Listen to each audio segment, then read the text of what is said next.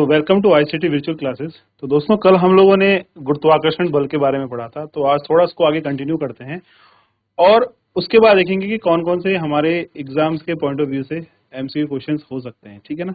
तो सबसे पहले देखते हैं द एसआई यूनिट ऑफ जी, यानी कि जो हमारा गुरुत्वाकर्षण बल होता है उसकी एसआई यूनिट्स क्या होती है। तो देखिए, द एसआई यूनिट्स ऑफ जो आपका गुरुत्वाकर्षण बल होता है वो होता है newton metre square kg power -2, और उसका जो डायमेंशन फॉर्मूला होता है वो होता है m की पावर -1 L क्यूब t की पावर -2। ठीक है ना।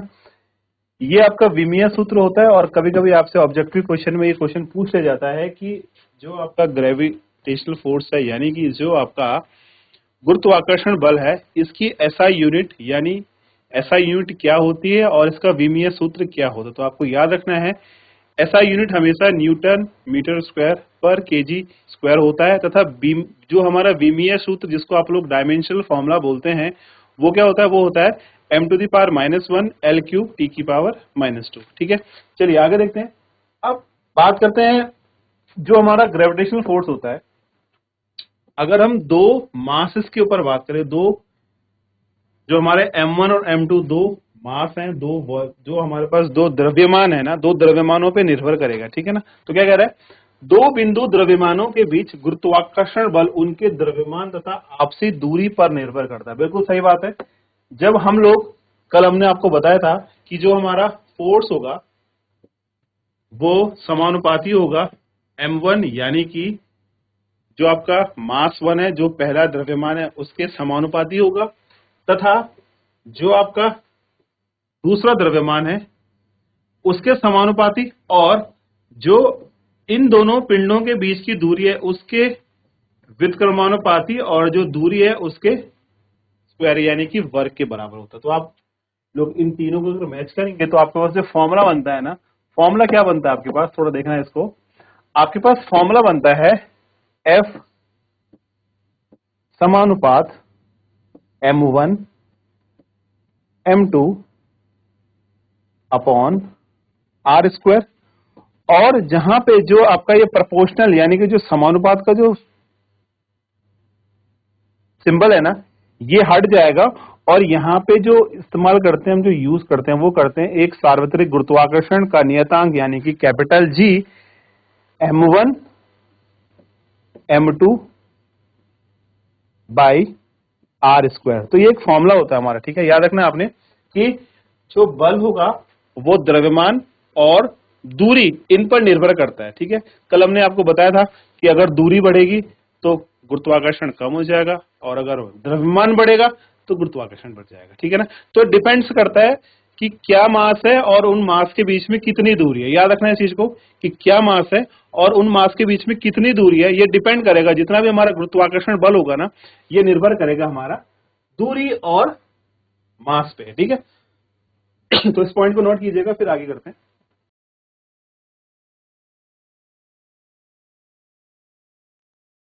चलिए आगे देखते हैं फैक्टर्स अफेक्टिंग ग्रेविटेशनल फोर्स, यानी कि गुरुत्वाकर्षण को कौन कौन से जो है फैक्टर्स जो है इफेक्ट करते हैं। तो पहला देखिएगा, हमने आपसे अभी बताया था, सिंपल से वही चीज बोल रहा हूं कि गुरुत्वाकर्षण बल पिंडों के द्रव्यमान तथा उनके बीच की दूरी पर निर्भर करता है। याद रखना भाई, जो गुरुत्वाकर्षण बल होता है वो द्रव्यमान, जिन पिंडों के बीच में गुरुत्वाकर्षण बल लग रहा है उन पिंडों का द्रव्यमान, और उनके बीच की जो दूरी होगी ना, उस दूरी पर निर्भर करता है। तो आपको याद रखना है कि जो फैक्टर होगा वो क्या होगा, पिंडों का द्रव्यमान पे और उनके बीच की दूरी पर निर्भर करेगा। ठीक है, याद रखना इस चीज को, ये बहुत ही इंपॉर्टेंट चीज है, इससे आपके अच्छे खासे न्यूमेरिकल्स बन जाते हैं। ठीक है ना, याद रखना है आपने। चलिए आगे देखते हैं। Now the attractive nature of gravitational force, ये क्या होता है देखिए, gravitational force is always attract and never repels, यानी कि जो गुरुत्वाकर्षण बल होता है ये हमेशा आकर्षण करता है, अपनी ओर खींचता है, विकर्षण कभी नहीं करता। याद रखना है, गुरुत्वाकर्षण बल हमेशा अपनी ओर खींचेगा। देखो, जैसे मैंने आपसे कल बताया था, अगर एक पेड़ है, पेड़ से कोई भी फल गिरता है तो नीचे को गिरता है। ठीक है ना। तो जितना उस फल का वेट होगा उसके अकॉर्डिंग वो फल नीचे को आएगा, यानी गुरुत्वाकर्षण के कारण जो है नीचे आ रहा है। अगर प्रतिकर्षण करता तो भैया जितने फोर्स से नीचे आ रहा है उतने फोर्स से ऊपर भी जाता, तो ना तो जो है वो नीचे गिर पाता और ना जो है वो ऊपर जा पाता। तो सेब जो है या जो फल जो भी है वो बीच में लटक जाता है ना।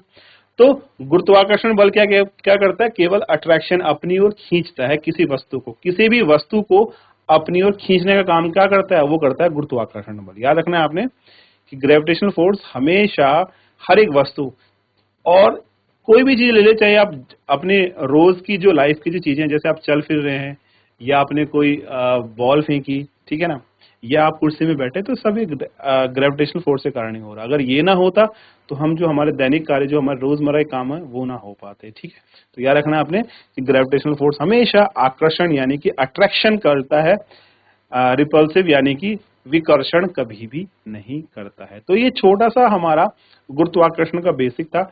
अब हम कुछ क्वेश्चंस देखते हैं, ठीक है ना, कुछ एमसीक्यू क्वेश्चंस देखते हैं जो इस टॉपिक से बन सकते हैं और आपके एग्जाम्स के लिए वो इंपॉर्टेंट हो सकते हैं। तो चलिए पहला क्वेश्चन डिस्कस करते हैं आपके साथ। फर्स्ट क्वेश्चन देखिएगा, इसमें क्या बोला, ग्रेविटेशनल फोर्स गुरुत्वाकर्षण बल किस प्रकार का बल है। तो अभी हमने आपको बताया कि जो गुरुत्वाकर्षण बल होता है वो क्या करता है, वो आकर्षण करता है अपनी ओर। क्या करता है, वो आकर्षण, अट्रैक्शन करता है, विकर्षण कभी नहीं करेगा, घर्षण कभी नहीं करेगा, मैग्नेटिज्म यानी चुंबक भी कभी नहीं शो करेगा, केवल आकर्षण करेगा। क्योंकि देखो चुंबक में, चुंबक की कहानी जो होती है ना, एक नॉर्थ पोल है, एक साउथ पोल है, यानी एक चुंबक में एन लिखा है, एक पे एस, एक नॉर्थ साइड है और एक साउथ साइड है, ठीक है ना। तो दोनों आपस में एक दूसरे को अट्रैक्ट कर देंगे। लेकिन अगर चुंबक उल्टे कर दें, यानी कि नॉर्थ और नॉर्थ कर दें या साउथ और साउथ कर दें, तो क्या होगा, एक दूसरे को ये प्रतिकर्षित करेंगे। ठीक है, तो चुंबकीय वाला काम तो हो ही नहीं सकता, विकर्षण पॉसिबल नहीं है, आकर्षण ही एकमात्र ऑप्शन है। तो इसका जो ऑप्शन है आकर्षण यानी कि अट्रैक्शन, ये एक बिल्कुल सटीक और सही उत्तर है आपका। तो आपने याद रखना है, जो गुरुत्वाकर्षण बल होता है वो एक प्रकार का आकर्षण यानी कि अट्रैक्शन होता है। ठीक है, याद रखना है इस चीज को। चलिए अगला क्वेश्चन देखते हैं, क्वेश्चन नंबर 2 है आपका। इसने क्या बोला, गुरुत्वाकर्षण बल किनके बीच कार्य करता है। गुरुत्वाकर्षण बल किनके बीच कार्य करता है। तो आप देखिएगा, गुरुत्वाकर्षण बल जो है सभी प्रकार के द्रव्यमानों के बीच में कार्य करता है। ठीक है ना, ये नहीं कि वो चार्जेबल है या नहीं है ना, दो द्रव्यमान होने चाहिए, सेम जो है सेम वेट के भी हो सकते हैं, अलग वेट के भी हो सकते हैं। तो ऐसा कुछ नहीं है, आपके पास सेम अगर द्रव्यमान भी हैं तो भी आकर्षण होगा, दोनों के बीच में गुरुत्वाकर्षण बल लगेगा। तो इसका जो सही आंसर है वो है आपका कि all bodies having same mass, सभी एक समान मास वाले पिंडों पे क्या लगता है, गुरुत्वाकर्षण बल लगता है। चुंबकीय भी नहीं होगा, ये तो मैग्नेटिज्म हो गया, चार्जेबल पॉसिबल नहीं है और प्लैनेट्स भी नहीं है। तो ऑप्शन नंबर सी हमारा बिल्कुल सही जवाब है। ठीक है, तो इन दो क्वेश्चंस को नोट कीजिएगा, आई होप सो आपने नोट कर लिया होगा। चलिए क्वेश्चन नंबर 3 देखते हैं हम लोग। क्वेश्चन नंबर 3 क्या कह रहा है, which scientist purpose the law of gravitation. किस वैज्ञानिक ने, किस साइंटिस्ट ने जो है गुरुत्वाकर्षण का नियम दिया था। तो ये तो बहुत ही कॉमन सा क्वेश्चन हो गया हमारा, आइंस्टीन, गैलीलियो, न्यूटन या केपलर। तो इसका जो सही जवाब है ना वो है न्यूटन। तो क्योंकि देखो जब न्यूटन ने जो है लॉ ऑफ ग्रेविटेशन दिया, न्यूटन का ही नियम है गुरुत्वाकर्षण का नियम। आप सबको पता है बेसिक कहानी, आप जानते हैं कि जब न्यूटन जो है के ऊपर जो एक सेब गिरा तो उसने इसको फील किया कि ये सेब जो है नीचे क्यों गिरा, है ना।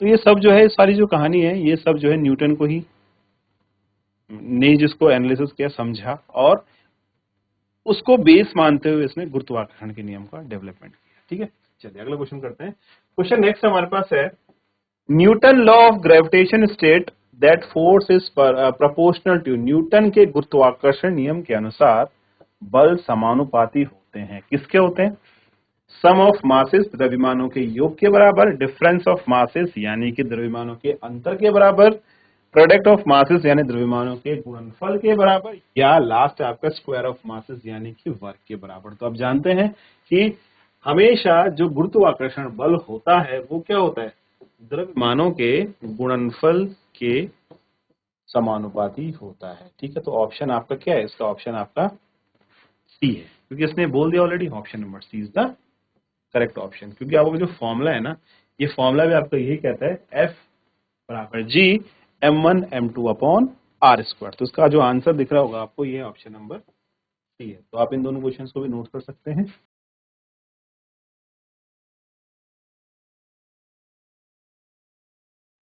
चलिए क्वेश्चन नंबर 5 की ओर चलते हैं। क्वेश्चन नंबर 5 में क्या कह रहा है, ये कह रहा है gravitational force is inversely proportional. अब ये व्युत्क्रमानुपाती की बात कर रहा है। अभी उसने समानुपाती की बात किया था, तो आपको हमने समानुपाती में क्या बोला था कि दोनों मासों के समानुपाती होगा, लेकिन अगर हम बात करते हैं व्युत्क्रमानुपात की, तो वहां पे क्या होगा, वो आपका ऑप्शन नंबर बी दूरी के वर्ग के, यानी कि आप फॉर्मूला आप जानते हैं F proportional to m1 m2 by R square, यानी कि m1 m2 तो आपका क्या हो जाएगा, m1 m2 हो जाएगा आपका द्रव्यमानों के समानुपाती, और 1 अपॉन आर स्क्वायर यानी कि दूरी के वर्ग के व्युत्क्रमानुपाती, यानी आपका जो आंसर है वो है ऑप्शन नंबर बी, जो एक बिल्कुल सटीक और सही उत्तर है। ठीक है, फॉर्मूला भी आपको ध्यान आ गया होगा ये वाला। तो चलिए अगला क्वेश्चन देखते हैं, क्वेश्चन नंबर 6वां। और क्वेश्चन नंबर 6वां क्या कह रहा है, mathematical form of Newton's law, Newton का गुरुत्वाकर्षण नियम का सूत्र क्या होता है। तो ये बार बार आपको, अब तो आपको कंफर्म हो गया होगा कि जब इसका जो फॉर्मूला होता है वो होता है एफ बराबर जी m1 m2 by R square, यानी हमारा जो है ऑप्शन नंबर जो सी है ना, वो एक बिल्कुल सटीक और सही उत्तर है। ठीक है, तो इनको भी नोट कीजिएगा आप लोग। चलिए क्वेश्चन नंबर 7वां देखते हैं। अगला क्वेश्चन देखिएगा क्या कह रहा है,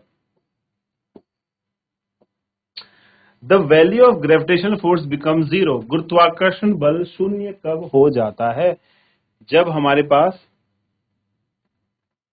द्रव्यमान शून्य हो, डिस्टेंस जीरो हो, चार्जेस जीरो हो और टेम्परेचर जीरो। तो आपको ध्यान रखना है कि मास इज जीरो, अगर द्रव्यमान शून्य होगा तो जो ग्रेविटेशनल फोर्स है वो शून्य हो जाएगा। क्यों हो जाएगा, क्योंकि ग्रेविटेशनल फोर्स द्रव्यमानों के अनुपात समानुपाती होता है। यानी कि सिंपल सी अगर हम डेफिनेशन की बात करते हैं तो एफ जो है हमारा क्या होता है, F is proportional to m1 m2 by R square हो गया। ठीक है ना, यहाँ पे एफ बराबर हो गया आपका जी m1 m2 by R square. तो यानी ये बोल रहा है कि अगर m1 m2 दोनों मास जीरो हो जाए, अगर दोनों मासों का मान जीरो हो जाए तो आंसर आपका जीरो आएगा, 4 जीरो नहीं हो गया, एफ बराबर जीरो, 0 पॉइंट समथिंग यानी जीरो। तो आप बोल सकते हैं कि जब gravitational force become zero, gravitational force जब जीरो होगा तो उसका जो मास है द्रव्यमान क्या होगा, वो आपका शून्य हो जाएगा।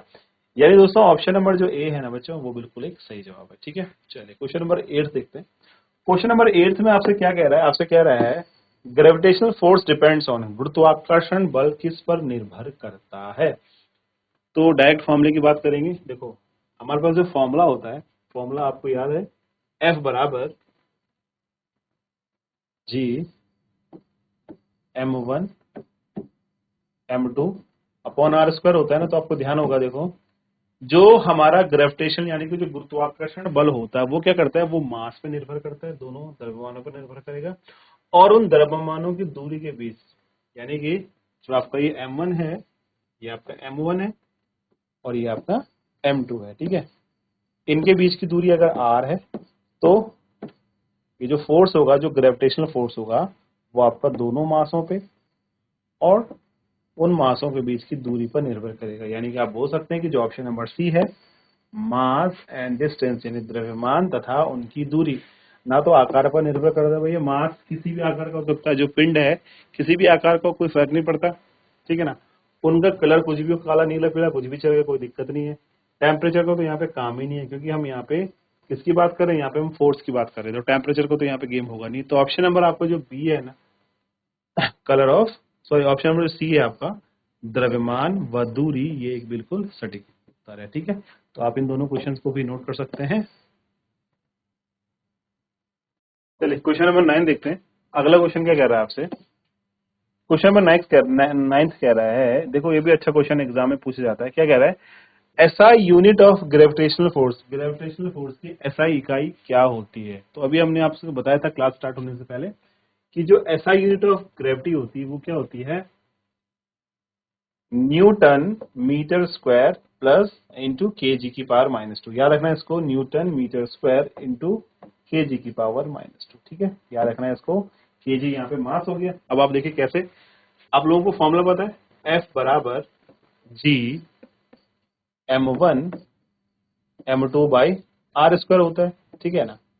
तो इस फॉर्मूले से आपने जी का निकालना है। आपसे जी का वैल्यू पूछना है तो जी बराबर क्या होगा? एफ इंटू आर स्क्वायर बटे m1 m2 बराबर ये जी हो गया। ठीक है ना? तो जहां पे फोर्स का यूनिट क्या होता है? फोर्स का यूनिट होता है न्यूटन। तो ये आ गया आपका यहाँ पे, फोर्स का मतलब हो गया न्यूटन, और दूरी का मात्रक होता है मीटर। तो metre into metre, metre square, और m1 m2 मास है, और आप जानते हैं मास को हम लोग केजी से नापते, किलोग्राम से नापते, तो इंटू केजी, केजी केजी की पावर 2। और इसको हम लिख सकते हैं जी बराबर न्यूटन मीटर स्क्वायर केजी की पावर -2। ये हमारा आंसर है। ठीक है ना? तो आपने क्या करना है, आंसर बी, यानी कि जो आपका आंसर बी है वो बिल्कुल एक सही जवाब है। ठीक है ना? अगला क्वेश्चन करते हैं। अगला आपसे पूछ रहा है कि द डायमेंशन फॉर्मूला, इसका डायमेंशन फॉर्मूला क्या होगा जी का? ये भी बहुत बार एग्जाम में पूछा जाता है कि जी जो यानी जो गुरुत्वाकर्षण नियतांक है, इसका जो विमीय सूत्र है वो क्या होगा? तो इस भी डायरेक्ट याद कर लीजिएगा। इसका जो विमीय सूत्र होता है वो होता है m की पावर -1 l क्यूब t की पावर -2। ठीक है ना? जी का डायमेंशन फॉर्मूला m की पावर -1 l क्यूब और t की पावर -2 होता है। तो इन दोनों को भी नोट कीजिएगा। चलिए नेक्स्ट क्वेश्चन करते हैं।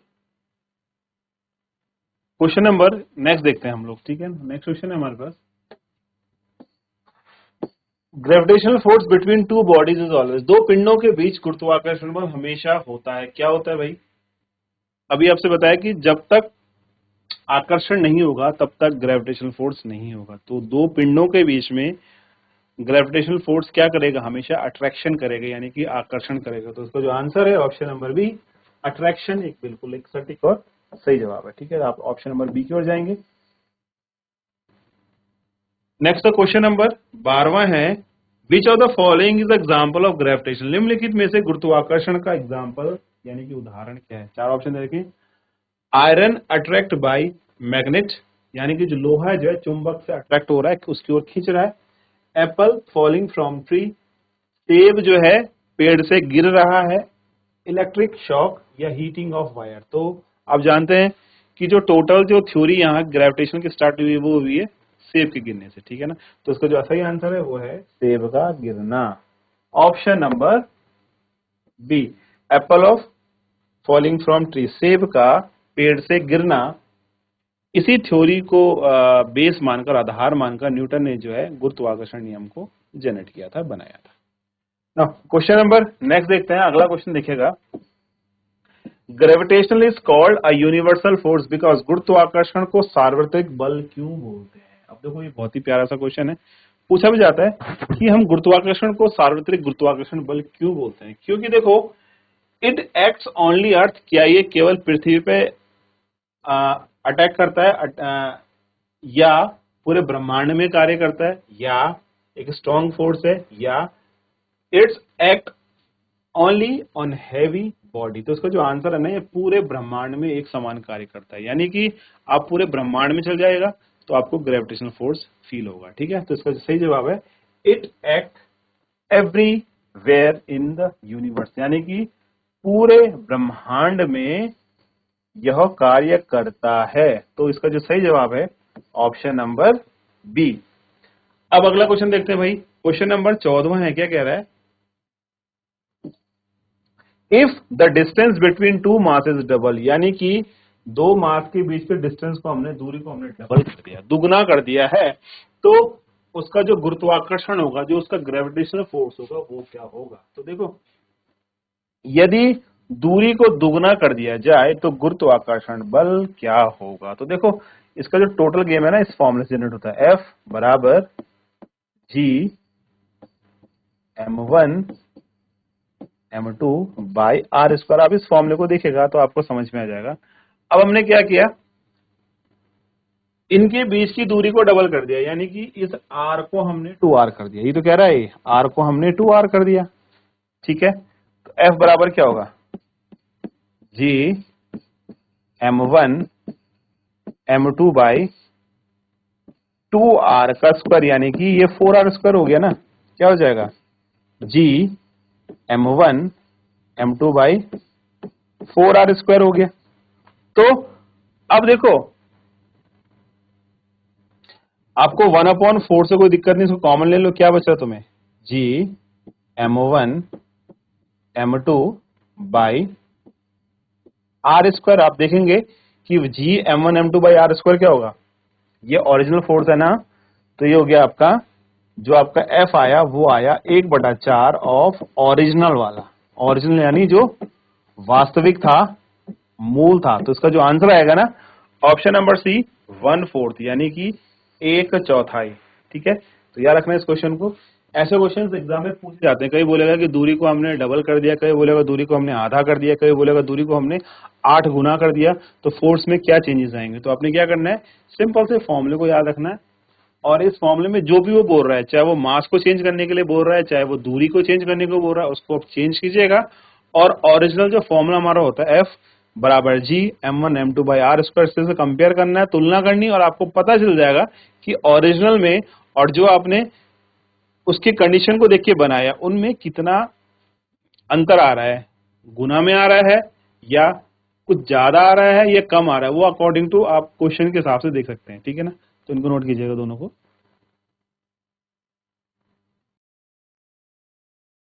चलिए अगला क्वेश्चन देखते हैं। सेम अभी हमने बात की थी दूरी की, अब हम कर रहे हैं नेक्स्ट क्वेश्चन में, if one mass is double, अगर हमने एक द्रव्यमान को डबल कर दिया, 2 गुना कर दिया, तो ग्रेविटेशनल फोर्स क्या होगा, हाफ, सेम, डबल या 4 टाइम्स, ठीक है ना। तो अब देखो इस क्वेश्चन में क्या कह रहा है, यदि यदि इसका सी ऑप्शन सही जवाब है। क्या कहा इसने, यदि हमने मास को डबल कर दिया तो बल क्या होगा। तो याद रखना है, F बराबर होता है हमारा G m1 m2 by R square, हो गया ना। तो सिंपल सा कह रहा है, अगर हमने द्रव्यमान को डबल कर दिया, द्रव्यमान को दुगना कर दिया, तो 2 times of G m1 m2 by R square. तो ये तो ओरिजिनल है ना हमारा।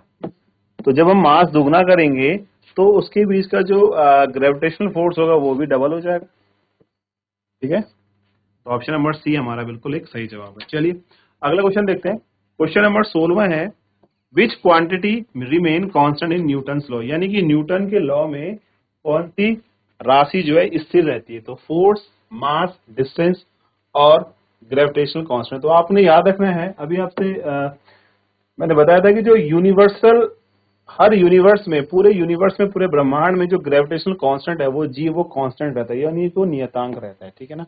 जो हमारा फॉर्मूला था F बराबर G m1 m2 by R square, यहाँ पे m1 m2 कुछ भी हो सकता है, दोनों के बीच की डिस्टेंस कुछ भी, दूरी कुछ भी हो सकती है, लेकिन जो G है ना हमारा, ये G हमारा हर जगह नियतांक होगा, यानी कि कांस्टेंट होगा। इसकी वैल्यू चेंज नहीं होगी, चाहे आप m1 m2 कुछ भी ले लीजिए, चाहे आप r को कुछ भी ले लो, तो ये हमेशा नियतांक रहेगा, कांस्टेंट रहेगा, ठीक है ना।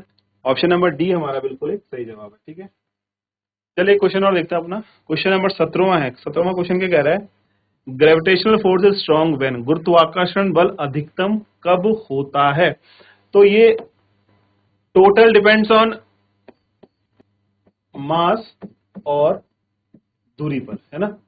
तो इसका जो सही आंसर है वो है हमारा मास। अगर जो द्रव्यमान ज्यादा होगा और डिस्टेंस कम होगी तो वहां पे क्या होगा, गुरुत्वाकर्षण बल सबसे ज्यादा होगा। तो उसका जो ऑप्शन नंबर सी है वो बिल्कुल सही जवाब है, ठीक है। तो आज के लिए इतना ही। कल आपसे फिर कुछ और क्वेश्चन के साथ मिलते हैं। Thank you.